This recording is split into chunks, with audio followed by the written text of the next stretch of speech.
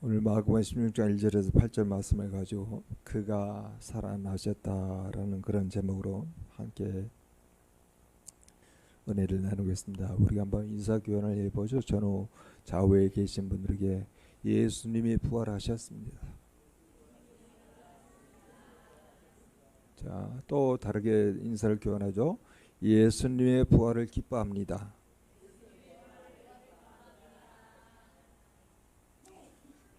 또 다르게 인사를 합니다. 예수님의 부활을 감사합니다.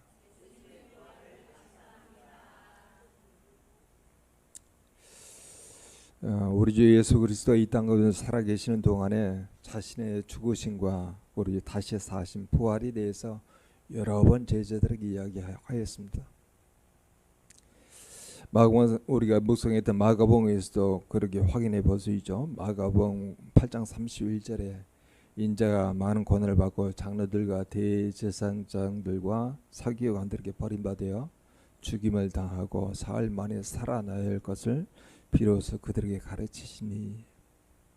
마가복음 9장 1절도 또 그들에게 이르시되 내가 진실로 너에게 이르노니 여기 서 있는 사람 중에 죽기 전에 하나님 나라가 권능으로 임하는 것을 볼 자가 있느니라 하시니라. 하나님의 나라가 권능으로 임하는 것, 이걸 해석하는데 여러 가지로 해석할 수 있는데, 하나님 나라가 권능으로 임하는 것은 과연 구체적으로 무엇일까요? 주님이 죽음으로부터 부활하시고 하나님께로부터 성령을 보내시며 그의 제자들에게 그의 성령의 능력을 주어서 복음을 전하게 함으로써 왕으로서의 권능과 통치권을 행사하심을 의미하는 말이 주님의 권능이 임하는 것을 본다, 이렇게 말하는 거예요. 그래서 그의 부활하심, 또 성령님이 임하고, 성령이 임하게 될 때 제자들에게 온 천하에 만민에게 복음을 전하라, 표적으로 그 말씀을 증언하게 됩니다. 그 표적은 믿는 자인 이런 표적에 따르더니 주의 이름으로 귀신을 쫓아내며 새 방언을 말하고 뱀을 집으며 무슨 독을 마실 자로 희함이었고 손은 언제쯤 남이 쓰리라. 그 권능이야.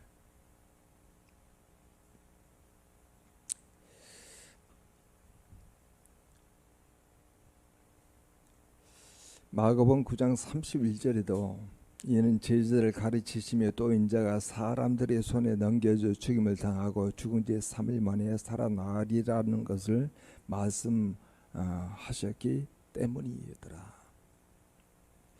여러분, 마가복음에 그런 내용 나온 게 아니죠. 마태복음 20장 19절에도 이방인들에게 넘겨주어 그를 조롱하며 채찍질하며 십자가에 못 박게 할 것이나 제 3일에 살아나리라. 마태복음 26장 31절 32절도 이렇게 말씀하죠. 그때 예수께서 제자들에게 이르시되 오늘 밤에 너희가 다 나를 버리리라. 기록된 바 내가 목자를 치리니 양의 떼가 흩어지리라 하였느니라. 그러나 내가 살아난 후에는 너희보다 먼저 갈릴리에 가리라. 이런 말씀을요 이렇게 수없이 많이 들었는데도 오늘 우리가 본 여인네들은요 그 말씀을 잊어먹어요. 믿지 않는단 말이에요. 예수 그리스도가 우리가 오늘 묵상한 본문에도 그렇게 믿음 없는 거, 믿음 없고 마음에 완고한 것에 대해서 제자들에게 막 나무라잖아요. 고향으로 내려간 두 제자에게 예수 그리스도가 나타나서 이야기하고 있는데도 그걸 가지고 또 제자들에게 알려주는데도 안 믿어요. 참 예수 그리스도의 죽으심은 눈으로 봤기 때문에 믿지만은 예수 그리스도의 부활하심은 말씀대로 부활하셨는데도 안 믿어요. 희한하죠?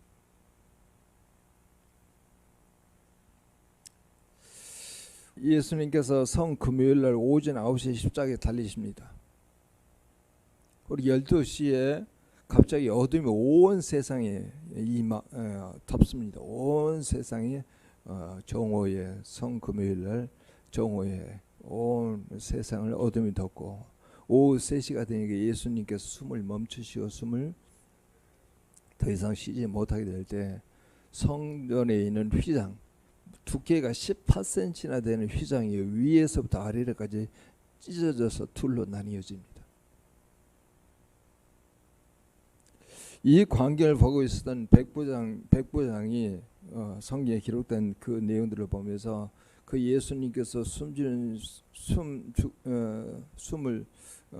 거두는 순간에 그렇게 휘장이 둘로 갈라지는 것을 보고 이 백부장이 이 사람은 진실로 하나님의 아들이더다라고 고백을 해요. 여호와를 알거나 아니면 예수를 알거나 그런 게 아니죠. 근데 유대인들은 그렇게 고백하지 않았잖아요. 제단 그 현장 가운데 다 도망갔어요.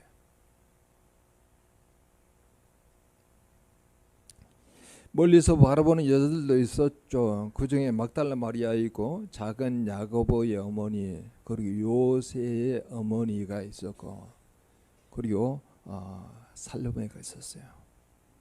그 여인들이 이름이 이렇게 등장하는 거 여러분 보게 되면은 그 여인들은 여러분 살로메는 누구의 어머니입니까? 야고보 요한의 어머니잖아요.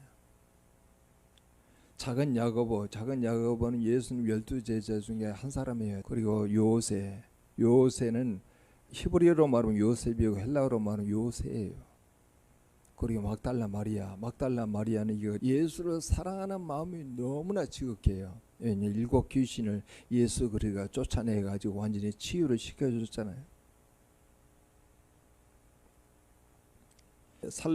살로메의 남편이요 세베대이고 그리고 이 세베대 두 아들은 야고보 요한인데 야고보 요한의 어머니 살로메는 예수님의 이모입니다. 이모. 그리고 이 야고보 요한과 예수는 사촌이에요. 이종 사촌이에요. 그래서 그런 인적 관계 때문에 이 예수님의 어머니 살로메가 내 아들을 예수님의 좌우편에 앉혀달라고 이야기한 거예요.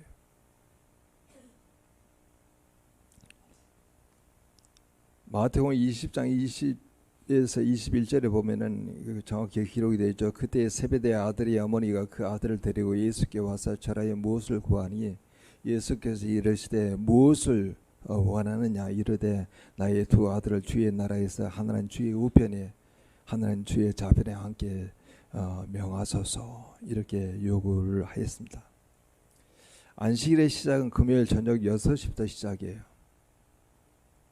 안식일을 시작하기 전에 유대인들은 서둘러서 예수님을 장사하기를 원하십니다. 유대 종교 지도자들은 시체를 십자가에 그냥 놓아두게 되면은 안식일과 유월절을 부정하게 만들지 않기 위해서 총독 빌라도에게 시체를 치워줄 것을 요청합니다. 오늘 본문에 안 나와있지만 요한복음 19장 31절에 이렇게 나와 있어요.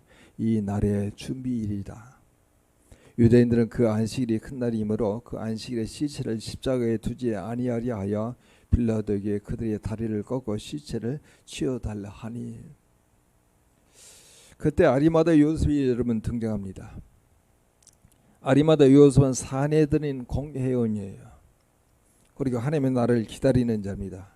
당돌하게 빌라도에게 들어가서 예수의 시체를 달라고 하여서 그 시체를 세마포에 싸서 바위 속 그걸 바위를 그냥 파서 자기 무덤을 만들어 놓았는데 그 무덤에 예수님의 시체를 세마포에 싸서 그 무덤에 집어넣고 돌을 굴려가지고 그걸 막아놓은 거예요. 이걸 세 여인이 다 봅니다. 이제 안식일 토요일이 다 지나갑니다. 그리고 막달라 마리아 야고보 어머니의 마리와 또 살로메가 가서 예수께 바르기 위해서 향품을 사다가 두었다가 안식 후 첫날 매우 일찍이 해돋는 때 그 무덤으로 갑니다. 오늘 우리 요일로 이야기하면 주일날 아침에 새벽에 그 무덤으로 가요. 이 향품은 향기를 나는 기름과 같은 액체를 가리키는데 시신이 부패하면서 나는 액체를 좀 중화시키기 위해서 사용된 그런 향품이에요. 물론 향품은 시신을 장사하기 전에 바르는 것이 일반적이었습니다. 근데 장사한 후에는 바르지 않는 거에 일반적인 그런 예법이에요. 그런데 예수님의 시신은 장사되기 전에 이런 절차를 거치지 않았으므로 여인들은 비록 장사된 후에도 향유를 바르기 위해서 향품을 준비한 것입니다. 예수님을 향한 여인들의 사랑과 또 예수님을 섬기려고 하는 정성스러운 마음은 참으로 칭찬할 만하죠. 이 여인들을 통해서 우리는 주를 위해서 헌신하고자 하는 자들의 바른 자세를 우리가 배우게 됩니다. 그런데 여러분, 우리 한번 물어보자는 거예요. 주님을 사랑하는 자에게 가장 중요한 게 뭘까요? 주님의 가장 잘 섬기기를 원하고 있는 사람들의 준비는 바로 뭘까요? 오늘 우리가 부활절 예배를 드리면서 이 부활절 예수 그리스도의 탄생을 기념하기 위해서 함께 예배드리게 될 때 가장 준비할 내용은 무엇일까요? 믿음이에요. 믿음이에요. 이 세계는 예수 그리스도의 죽으신 사실만 인정하고 있어요. 눈으로 보았잖아요.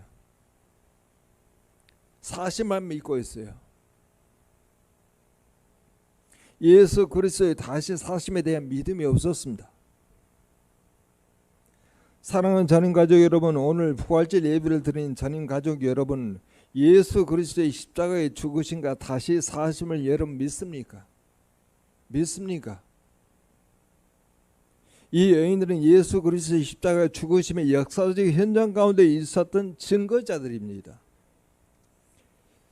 예수 그리스도의 죽으심은 그 현장 가운데 있었기에 사실을 다 눈으로 보았고 들었습니다.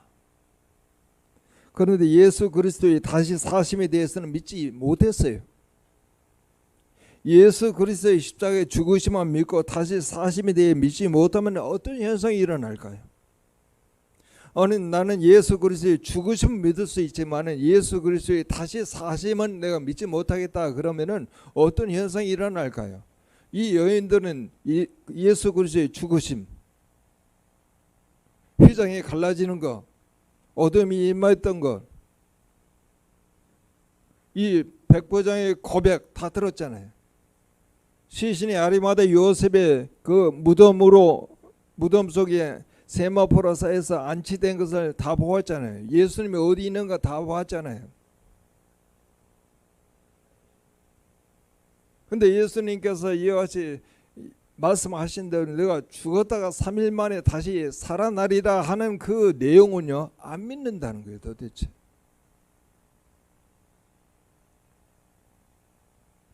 예수 그리스도의 죽으심과 부활이 다 이게 복음 아니겠습니까? 이 복음을요 부분적으로 믿게 되면은 나타나는 현상이 있어요. 오늘 우리도 이렇게 부분적으로 믿는 경향이 없지 않아 있습니다. 복음 대신 예수 그리스도가 이 땅 가운데 육으로 오셨고 말씀이 육신이 되어 우리 가운데 오셨잖아요. 그리고 말씀대로 사셨잖아요. 말씀대로 죽으셨잖아요. 말씀대로 다시 사셨잖아요. 말씀대로 40일 동안 이같이 지상 가운데 있다가 40일 만에 다시 승천하셨잖아요. 그리고 이제 예수 그리스도가 말씀하시는 다시 오시는 그런 과정이겠죠. 때가 되게 되면 이제 주님께서 다시 오시는 것도 말씀대로 다시 오신다는 거예요. 여러분, 이 예수 그리스도의 이 땅 가운데 오시고 사시고 죽으시고 부활하시고 또 40일 동안 머무다가 승천하시고 다시 오시는 이 예수 그리스도에서 전적으로 믿게 되게 되면요, 마음 안에 뭐가 자리하면 기쁨이 자리해요. 평강의 자리에. 그리고 마음에 참 자유해요. 어떤 다른 것도 매이지 않아요. 그런데 지금 이 여인들은 예수 그리스도의 죽으심은 믿지만은 눈으로 확인했잖아요. 예수 그리스도의 다시 사심에 대해서 믿지 않았을 때 나타나는 현상은 오늘 본문에 그대로 나와 있습니다. 여러분 한번 이 본문의 3절을 여러분 같이 한번 읽어보자. 3절 같이 읽겠습니다. 서로 말하되 누가 우리를 위하여 무덤 문에서 돌을 굴려 주리여 하더니 라고 이야기해요. 누가 우리를 위해서 무덤 문에서 돌을 굴려 주리요 라고 뭐 하는 거예요? 걱정하는 거예요. 염려하는 거예요. 뒤에도 나타납니다. 믿지 않으면 어떤 현상이 있냐면은 무서워해요. 삶을 무서워해요. 삶을 두려워해요.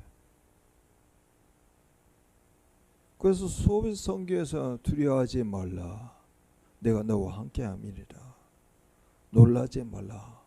내가 너희 하나님이라. 주님께서 계속 그렇게 말씀을 구약에서부터 신약기까지 계속 말씀하셔요.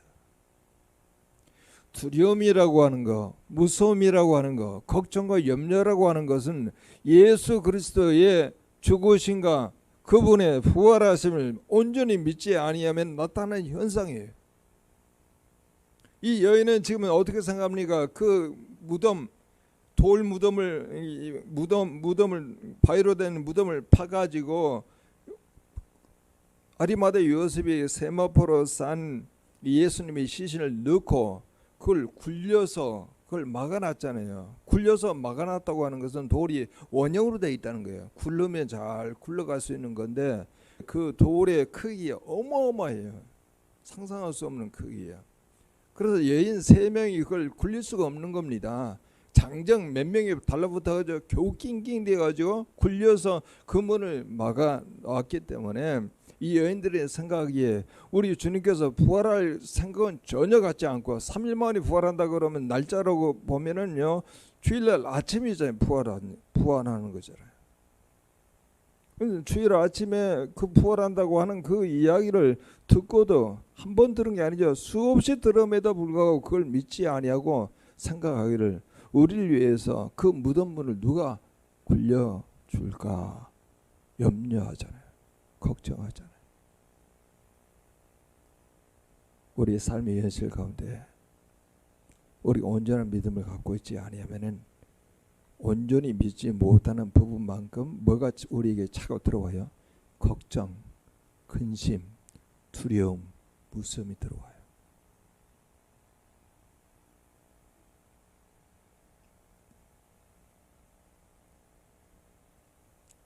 지금도 우리가 예수를 사랑한다고 말하고 있지만은 그분이 하신 말씀이나 약속을 믿지 못하는 분들이 많아요. 하나님께서 기뻐하시고 받으시는 사람은 믿음의 사람입니다. 그래서 믿음이 없이 하나님을 기쁘시게 못한다고 이야기하잖아요. 믿음이 없이 하나님을 기쁘시게 못하나니 그에게 나아가는 자는 하나님의 살아계신가 그를 찾는 자에게 상 주시는 이임을 믿어야 할지니라 그렇게 말하는데 우리는 일상의 삶 가운데 여러 가지 어려운 상황 가운데 있게 될 때도요. 다른 건 다 놓치더라도 그분에 대한 믿음, 그분이 나에게 하시는 그런 메시지에 대한 그런 믿음을 놓치지 않으셔야 한다는 거예요. 그러면 어느 순식간에 만약에 이같이 예수 그리스도의 부활하심에 대해서 믿음을 가지고 있었고 예수님 실제 말씀하셨잖아요. 내가 죽은 뒤에 삶 안에 다시 부활하리라 그렇게 말씀하셨다면은 그 돌이 아무리 크기야 그렇게 많다 하더라도 장정 몇 명이 동원돼 가지고 겨우 굴려야 그 돌을 치울 수가 있다고 생각한다 하더라도 부활하셨다 그러면은 누가 그걸 굴려 가지고 예수 그리스도가 부활하셨음을 나타냈을 거리야 그렇게 생각할 수 있는데 실제로 여러분 성경에 그렇게 나와 있습니다. 그들이 이제 무덤에 가보니까 벌써 돌이 다 굴려져 있는 거예요. 열려 있는 무덤에 들어갑니다. 흰 옷 입은 청년이 우편에 앉아 있는 것을 보고 놀랍니다. 근데 이 내용을 마태복음 28장 2절에 보게 되면 그 문이 어떻게 열려 있었는지 그 문에 그 동그란 원형의 그 돌이 어떻게 굴려 있는지가 성경에 그대로 나와 있습니다. 큰 지진이 나며 주의 천사가 하늘로부터 내려와 돌을 굴려내고 그 위에 앉았는데 라고 되어 있잖아요. 천사가. 우리가 인간의 눈으로 경험하는 이 세계만 우리가 갇혀서 살고 있는 것은 사실의 세계예요. 이 여인들도 이 사실의 세계에만 살고 있다가 예수 그리스도가 부활한다고 하는 그 이야기를 안 들은 게 아니잖아요. 그걸 믿음으로 연결시키지를 못하는 거예요. 내가 경험된 세계를 믿고자 하는 그런 마음이 사람들은 다 많다니까요. 내가 이같이 생활 가운데 어려운 그런 문제가 해결되기를 원하고 있는 그런 마음의 믿음을 갖기를 원하는 것이지, 하나님이 주신 그런 말씀을 철저히 믿고 그 말씀이 이루어질 때까지 견디지를 못해요, 사람들이. 그래서 우리도 이같이 자꾸 삶을 살아가면서 어려운 상황이 있을 때마다 그 어려운 문제가 풀려지기를 원하고 있는 굉장히 기복적인 그런 신앙을 갖는 경우가 너무나 많이 있다는 거야. 근데 주님은 우리에게 말씀하시잖아요. 먼저 그의 나라 그 의를 구하라, 이렇게 말씀하시잖아요. 그의 의와 그의 나라가 눈에 안 보이거든요. 근데 그건 영적인 세계예요. 영적인 세계는 믿음으로만 보입니다. 그래서 제가 오늘 여러분들에게 당부하고 있는 것은, 우리 이 보이는 세계를 질서 있게 살아가기 위해서는 보이지 않는 영적 세계를 실감나게 살아가셔야 해요. 그분의 말씀 속에 그분을 발견하고 그분이 나에게 주신 메시지대로 하나님께서 행하시겠다고 약속하는 그 내용, 또 나로 믿음으로 행하기를 원하고 있는 그 내용을 믿음으로 행할 수 있는 그 메시지를 내가 신뢰하면서 그렇게 살아가게 되면은요, 하나님께서 현실적인 그런 문제는 전혀 문제가 안 돼요.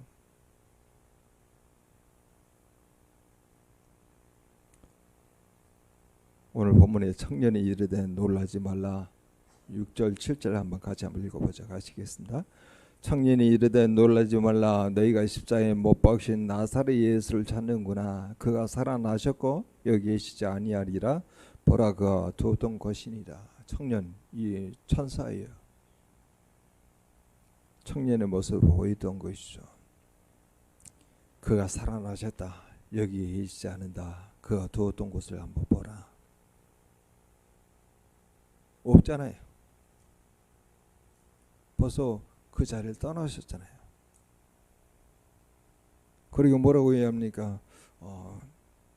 제자들과 베드로에게 가서 이야기하라. 이거 예수 그리스도는 먼저 갈릴리로 가셨다. 너희에게 말씀하신 대로 너희가 거기서 배우리라. 그렇게 말씀하라. 그렇게 말씀하십니다. 그런데 여러분, 이 영적인 그 사건을 보고도 엄청난 사건이잖아요. 이 세 여인이 증거하는 것은 아무런 효력이 없어요. 그때 당시에는 남자 20세 이상의 남자들이 증거하는 말이 효력이 있는 것이지, 그런데 여인들이 아무리 이걸 보았다 하더라도 사람들이 거기에 대해서 신빙성을 주지 않는 그런 문화적 분위기에서, 그런데도 여러분 8절에 보십시오. 어떤 현상이 일어나는지 같이 한번 읽어보도록 하겠습니다. 여자들이 몹시 놀라 떨며 나와 무덤에서 도망하고 무서워하여 아무 말도 하지 못하더라. 여러분 뭐라고 했습니까? 몹시 놀라 떨며 무서워하더라. 아직 그의 믿음으로 오지 않아요. 여러분, 우리가 참 이 부활절 우리가 준비할 수 있는 가장 좋은 마음은 이게 참 믿음이거든요.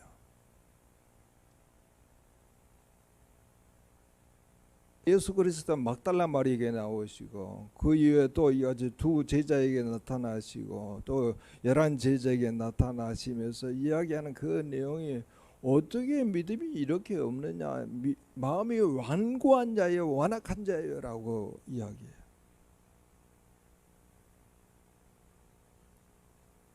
오늘 주님께서 이렇게 말씀하십니다. 그가 살아나셨다. 이 청년의 증거의 고백이지만은 우리에게 다시 이렇게 말씀하시죠. 과연 우리가 예수님의 죽으심만 믿는 것이 온전한 복음이 아니기 때문에 그의 죽으심과 그의 다시 사심, 그의 다시 오심까지 다 우리가 온전한 그런 온전한 복음으로 우리가 믿게 되게 되면은, 그렇게 온전한 복음이 아니 그런 부분적인 것을 믿고자 한다 그러면은 반드시 어떤 현상이면 걱정과 염려와 두려움이 몰려오게 돼 있습니다.